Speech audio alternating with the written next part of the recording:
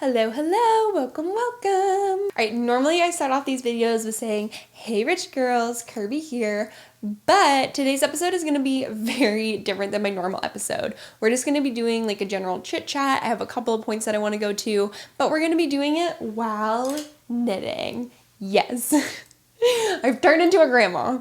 No, honestly, knitting is something that I used to do a lot when I was younger, and I've just gotten out of the habit of it, and I'm not gonna lie, the past few years I just haven't really had many hobbies. Photography used to be a really big passion of mine, still a huge passion, I still absolutely love it, but instead of it being a hobby, it's now a business. So I do a lot of like wedding photography, I'll do some senior photography, family, that kind of stuff, lots of like portraits. And so while it's still a lot of fun, it still brings me a lot of joy, it's not just a hobby anymore. It's a profession. I have to file taxes for it. So this year, I really wanted to be intentional. There we go. That's an actual word. About finding things that were just like fun and things that maybe I wasn't necessarily like great at, but that like gave me joy. I've also been trying to, okay, this is one of the things that I wanted to talk about today actually, is trying to stick to a budget. So I have a different series, my budgeting 2024 journey. Not gonna lie, it's been a hot mess. Basically making sure that I am trying to stick to a budget this year. As a family of 4, I am like the finance person in our household, so I keep track of like, I pay all the bills, make sure that we're on track for like saving for retirement, that the kids have enough saved for college, like all that stuff. And one thing that we've never really been good at is sticking to a budget. So part of that whole series is kind of like figuring out like what we can cut back on a little bit. I did a really fun video in January about basically like setting a challenge for ourselves for our grocery budget just for the 1 month, and it was actually a lot of fun. We had to be really intentional about it, and it ended up being that we like really could decrease our overall grocery bill because we were just like way overspending on groceries and we didn't realize. So that was and that video was super fun. And so I was like, ooh, I had one of my goals for 2024 was to stick to a stricter budget. And I was like, why don't I do a whole series, and every single month I will update, the podcast with how our budgeting journey is going. I'm really glad I put all of that on the internet and told everyone that I was going to do it, and then fail miserably. No, the budgeting thing, I don't want to get into a lot of it right now, because we're like still in the thick of it, but we had a couple like life changes pop up. Life threw shit at us, as it does, right? As it does, and I don't really want to like talk about it just yet, publicly, but maybe like later in the year I will touch on why this budgeting journey and putting it on the internet was not the best timing. But yeah, so going back to the knitting, one of the things I was going to try and do was find hobbies that were not expensive. They would not cause me to go out and like shop a lot, because if you listen to any of my other episodes, I love to shop. Like if I could go out, like if that could be an activity, if I could just shop from 8 a.m. to 8 p.m. Monday through Sunday, like I would do that. I love to shop. I love to peruse. I love to find a sale. I love to splurge. Like I'm a shopper. I love it. Which is not good for our budget. That's just not good for our budget. So I figured a good hobby would be maybe something that took a lot of time, that took a lot of focus, right?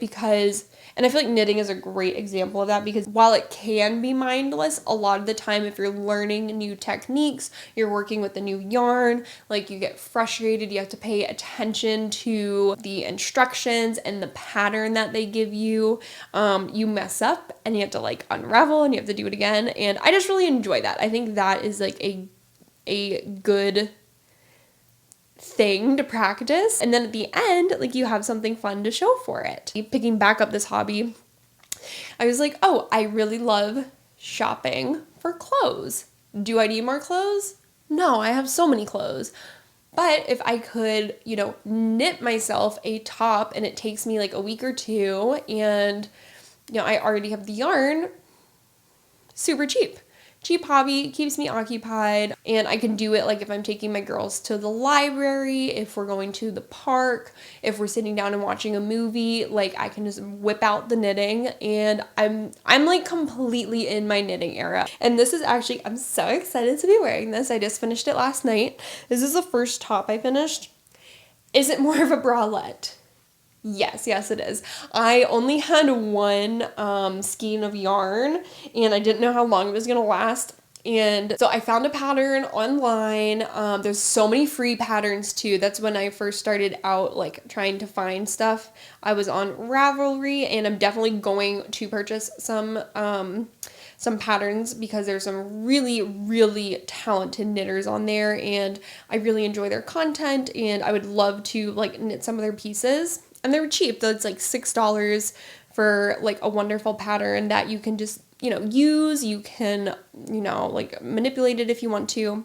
I ended up finding, I think, a free pattern on there because they have lots of free patterns as well. And I just had to kind of like change it around a little bit because my yarn was thicker than the yarn that they were using, and obviously I didn't have enough yarn. It was supposed to go like down to here, but I think it turned out really well, especially for like my first time. Between the yarn, I'm not really gonna count the needles because I already had a lot of needles. I don't know, it was maybe like a $6 top. Great hobby, not very expensive. It can get very expensive. I'm gonna try not to fall into that trap, but I figured maybe for like holidays and stuff, I'm notoriously like, I never have anything. If anyone's like, oh, what do you want for your birthday? Like, what do you want for Christmas? I'm like, nothing. I don't know. Like, money. Like, I'm just really bad at that kind of stuff. So now I can say, ooh, get me some yarn.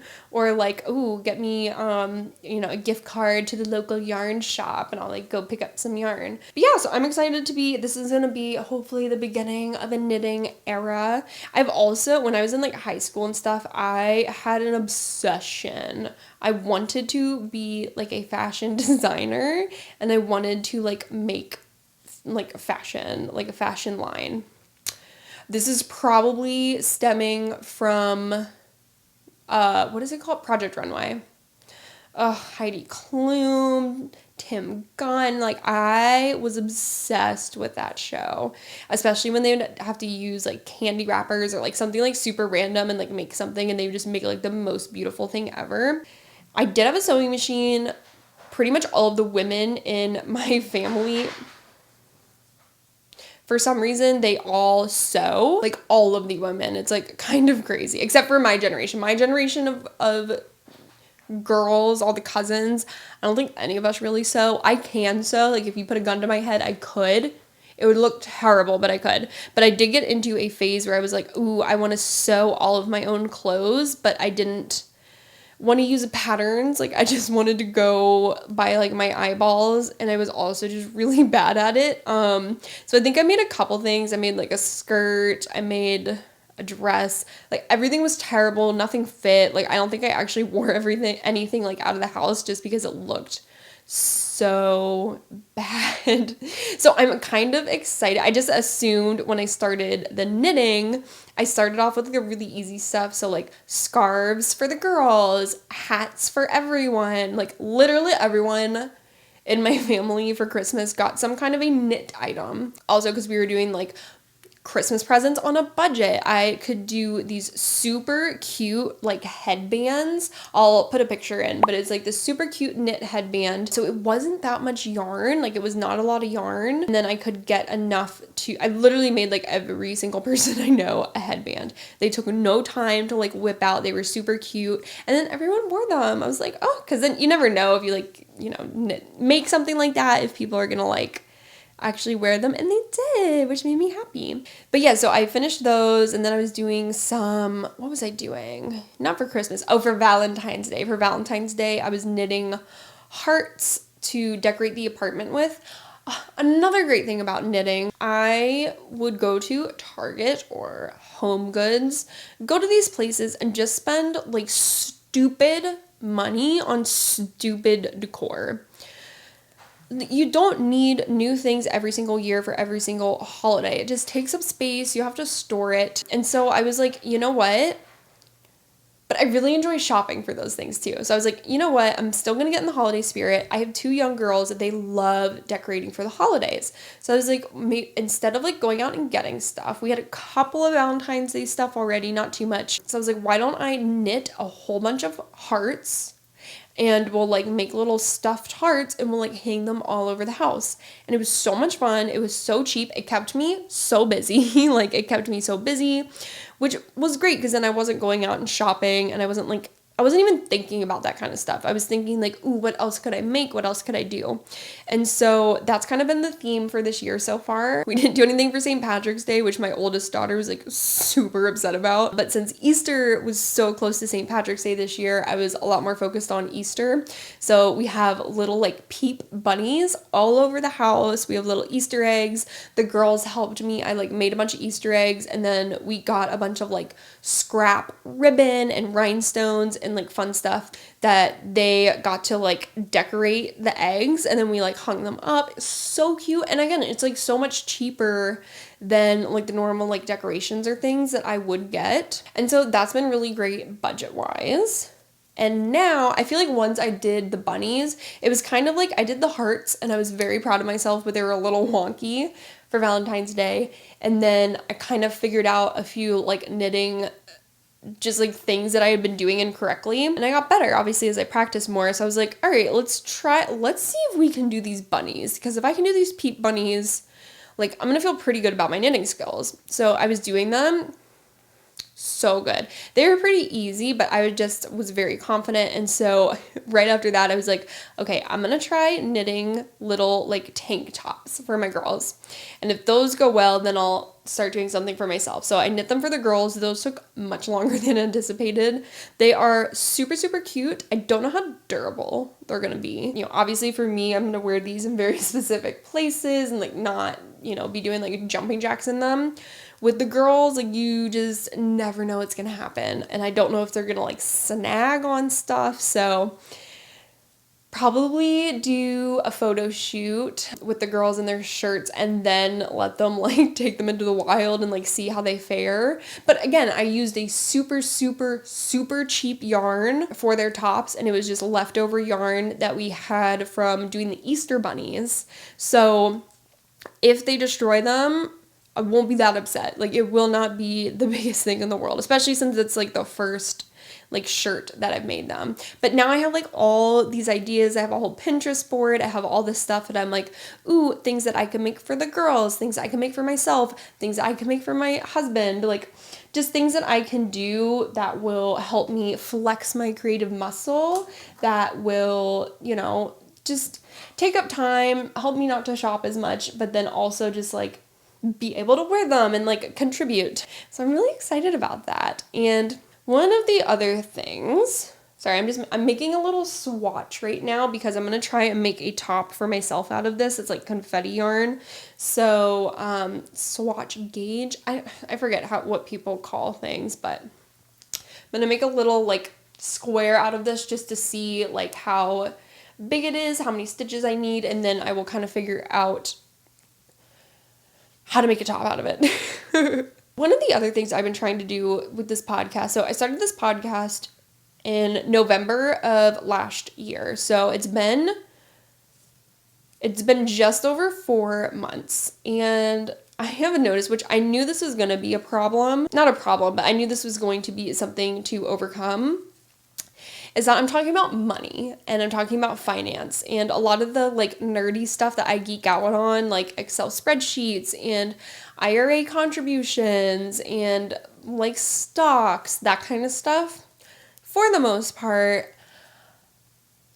it's going to be a male audience. Like I knew that out the gate, but the whole point behind like starting this podcast and like talking to people and like giving out information and like sharing my opinion, like the whole thing, like it's called Rich Girls Guide. My podcast is called Rich Girls Guide, and it's a lot of men. There's a lot of males on my page, which is like, I'm not going to turn them away. I'm glad I have, you know, some followers and like people, but like pretty much all of the female followers are like my friends or my family, which again, very glad. And there's like a lot of people that have been commenting and a lot of people that will like text me, or when I see them, they're like, oh my God, like I get so much information off your podcast. Like, thank you so much. I want to find more females. So I was like, ooh, I want to do a chit chat. I want to just like talk about like budgeting and stuff.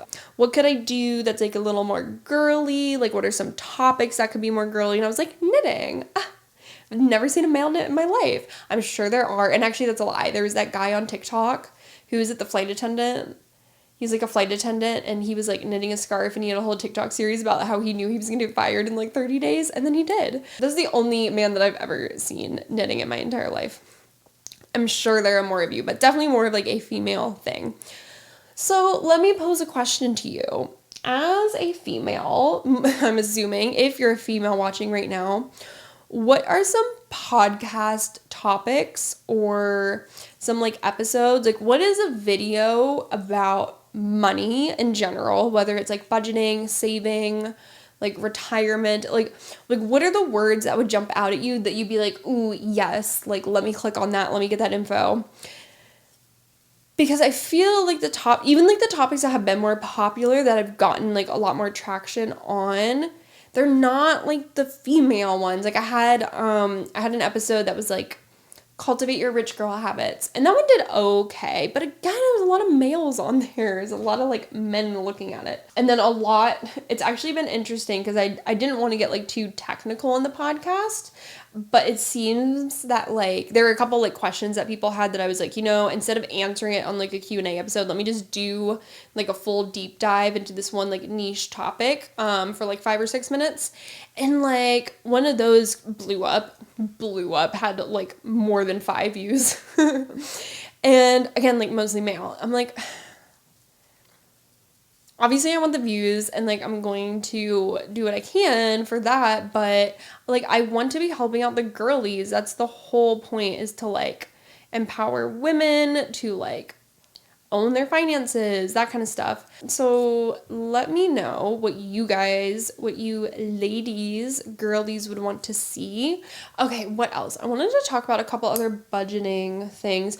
Oh, so I'm going to, like I said, I really liked buying clothes, not just for myself though. I have 2 girls, and they're pretty close in age, and they're freaking adorable. And I love buying them outfits, which, like, I feel like that is a really easy thing when it comes to kids. It can be really easy to overspend on them because it's like, well, it's not for me, it's for the kids. But like at the same time, it's like, okay, well, I could spend $100, you know, this month on like brand new outfits that will look so cute. But like, how long will they really last? Like, how long will the girls actually enjoy them? Like, could I have instead purchased, you know, the same kind of outfits at a secondhand store? We have some really nice secondhand stores around us. Could I have spent like $20 on basically brand new clothes? Because a lot of them around us at least still have the tags on, which is like crazy. Or if they don't, they're like, it looks like they've either never been worn or they've been worn like once. So I'm like, could spend $100 on a couple of cute outfits and like brand new shoes and whatnot. Or I could go to the secondhand store, get basically brand new items. I could probably get exactly the same amount for $20. Either the same quality or better quality for a fraction of the cost. And then like we could either like do something as a family with that extra $80, or we could put that in their college savings account. Like there's just so many other things we could be doing with that money. So I'm really excited. I have also, now I'm very, very privileged to be saying this, but like we don't have a ton of little kids in our family. So like my parents, for example, I'm an only child. So my two girls are the only grandchildren that they're gonna have. My mom also loves clothes, so she buys so much beautiful, brand new, like really, really nice quality clothing for them. And then her mom, my grandma, again, these are the only great grandchildren that she has so far. So both of them spoil these girls so much. They just have like the nicest clothes. They get like the cutest outfits. So I don't feel like I'm depriving my kids. Like, they have brand new clothes that they get all the time. And from my husband's side of the family as well, they spoil the crap out of them. So, like, this coming weekend, this will come out after Easter, but this coming weekend is Easter. And my youngest has the cutest brand new outfit that she'll be wearing, hopefully. I can convince her to get into it. My youngest is like me. She's very hard-headed, and if she doesn't want to wear something, she's not going to wear it. She doesn't care. So I'm going to have to somehow trick her into like wearing this, because she'll just wear the same 3 outfits over and over and over and over again, and I'm trying really hard to let her do that, like self-expression, because I want her to feel good in the clothes, and I want her to like... I don't know. I just remember when I was a kid, like all of us 90s kids, like we had to wear whatever our parents put us in. So I'm trying not to push that on her. But for Easter, like she's going to be wearing a nice new outfit. For my oldest, however, I do need to make sure, because we did just get some clothes from some family members. I need to make sure there's nothing in there, but I don't think we have an Easter dress, like a cute dress that she'll be super excited about, that's in her size, that fits her. So I think what we'll do, I need to double check on that first, which is something that I also used to not do. I would just like get in my head and I'd be like, no, we definitely don't have any new clothes. We have to go out to Target right now and buy brand new clothes and shoes and socks and all the shit. And then lo and behold, day comes around and I'm like, oh, we did have a dress right here.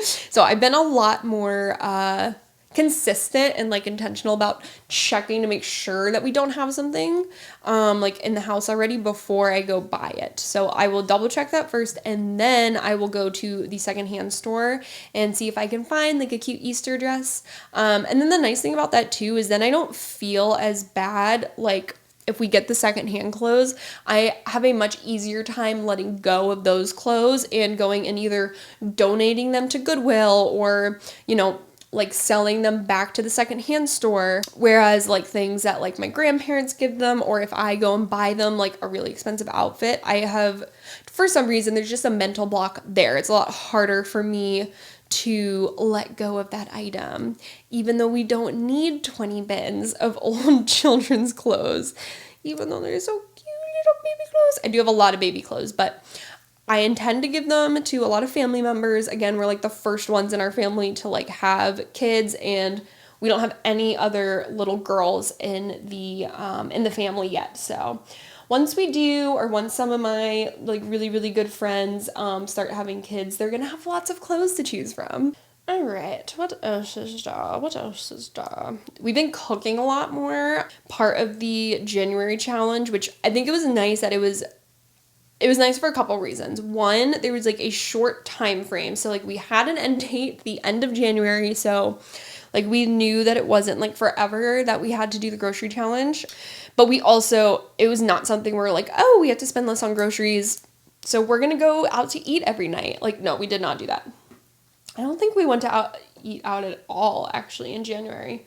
We might have went like once for my husband's birthday. I can't even remember. But we were intentional about that. Like we had a very strict grocery budget and we were not going out to eat. And so we had to like, you know, mix things up a bit. We used to be, not anymore, but we used to be horrible at like, you know, we'd be really good like Monday through like Thursday, and we'd be like, you know, cooking, making fresh homemade meals. And then like Friday would pop around and we'd be like, should we just order pizza to the house, even though the pizza place like 5 minutes away? We're like, yeah, of course, we should definitely do that. And then the next night we'd be like, should we just go like get sushi? I'm like, yeah, like it's been a hard week, like we deserved it. And then Sunday would be like, should we just like get some Mexican? We're really bad at that. So we kind of like thought ahead and we're like, all right, when we're feeling like we want to go out and get Chipotle, we'll make sure that we have, you know, marinated chicken ready in the fridge. We have a rice. We have like super yummy sauces to put on them. when we're feeling like pizza, we already have some frozen pizza. We haven't done any like homemade pizza this year, but normally my husband will do like a homemade pizza night, and that one, I miss that. Those were like really, really good. We ended up finding this really, really yummy stir fry, like frozen vegetable stir fry at Costco, and my husband would make the most amazing chicken. It'd be chicken with the stir fry and like this rice that he would make, and then he'd put like soy sauce. It had like soy sauce in it. It was so good. And that's something that we like never would have made. It'd be like, ooh, we're in the mood for Chinese, like let's go order Chinese. So just being intentional about like if we're having a craving, make sure we already have all the stuff in the house and we have it in like bulk, or at least like didn't pay like top dollar for it.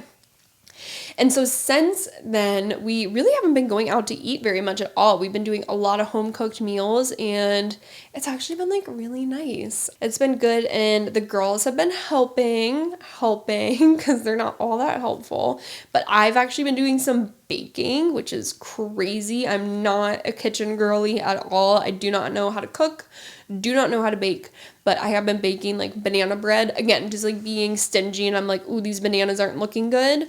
We're either going to put them in a smoothie or we're going to make some banana bread. So I've actually been making a lot of banana bread, and it has been so good. So good. So easy too. If you're not a baker, start with banana bread. It is very hard to mess up. Oh God. Okay, well, you guys can't smell it, thank God, but I'm pretty sure my dog just had diarrhea all over his grate. Yeah, definitely smells like that. He, poor boy. Let me start with that. Poor baby. We woke up this morning and it smelled like death. Smelled like death. And like one of our dogs was like whining.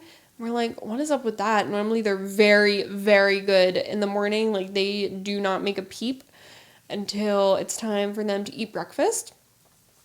And no one had gotten up yet this morning. It was super early and we're like, what the hell is that? So we opened the door. Oh my God, it was death just hit us in the face. And so thank God my husband went downstairs and he's like, yep, so looks like one of them had diarrhea all over the crate and threw up all over the crate. So we had to get rid of both of the dog beds. My poor husband had to clean up everything because I was getting the girls ready in the morning. So like I was of no help. And I'm also one of those people who like, if it smells bad enough, I'm going to throw up. I will start throwing up. So we don't really need throw up on top of the throw up, on top of the diarrhea. You know what I mean? This just took a wild turn, guys. But yeah, so he got all that cleaned up. He ended up taking Otto to the self-doggy cleaner. We have like a self-bath place, and like got him all cleaned up. And then as soon as he brought him back, he had diarrhea all over our kitchen. So he's been in the crate pretty much all day just because we don't want him to like get everything all messy, and I'm pretty sure he just went diarrhea all over his crate. So I'm gonna go check on that. We might need to bring him to the vet today because like homeboy's not having a great day. I'm gonna go take care of that situation. I didn't get that far along, but this swatch is looking super cute. I am so excited to make a top out of this material.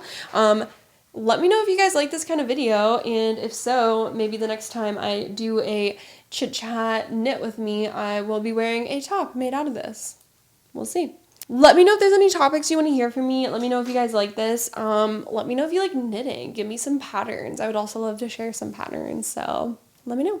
Thanks for watching. If you want more of this, hit subscribe. And if you want to learn more about money and personal finance and all that fun stuff, go check out some past episodes. Bye!